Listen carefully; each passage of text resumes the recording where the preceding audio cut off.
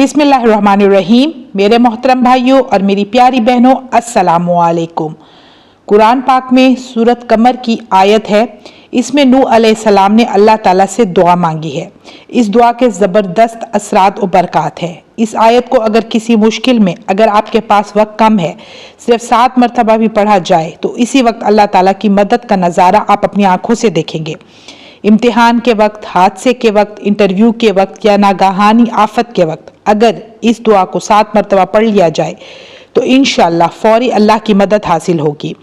चंद अमाल जो हमारे उलमाए कराम ने इस आयत के हवाले से बताए हैं, आज इन अमाल पर बात करेंगे। जी तो ये आयत है, रब्बी अन्नी मगलूबुन फंतसिर, ए मेरे परवरदिगार मैं लाचार हूँ, मेरी मदद फरमा।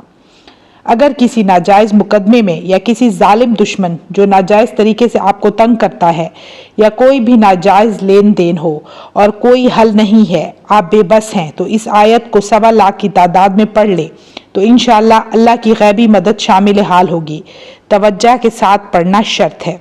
अदाए कर्ज के लिए इस आयत मुबारका को 200 मरतबा पढ़ें और अव्वल आखिर 11 बार दरूद पाक के साथ पढ़ें।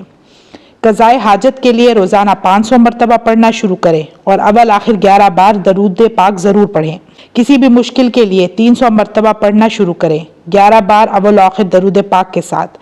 हस्बे मंशा शादी के लिए और रिश्ता के लिए रोज़ाना 313 मरतबा अव्वल आखिर दरूद पाक के साथ पढ़ें। चोर, डाकू और लुटेरों से हिफाजत के लिए इस आयत को रोज़ाना 100 मरतबा पढ़ें, 11 बार दरूद पाक के साथ पढ़ें। इन वज़ाइफ में वक्त की कोई पाबंदी नहीं है, जो वक्त आसानी से मुयस्सर हो इसमें पढ़ लें, मगर तवज्जो और लगन शर्त है। आखिर में मेरी अल्लाह पाक से दुआ है कि मेरे जो बहन भाई मुश्किल में हैं, अल्लाह पाक उनकी परेशानियों को दूर फरमाए। तो व्यूअर्स, मुझे दीजिए इजाज़त। इंशाअल्लाह मैं फिर हाजिर होंगी। अपना ढेर सारा ख्याल रखिएगा, दुआ में याद रखिएगा। अल्लाह हाफ़िज़।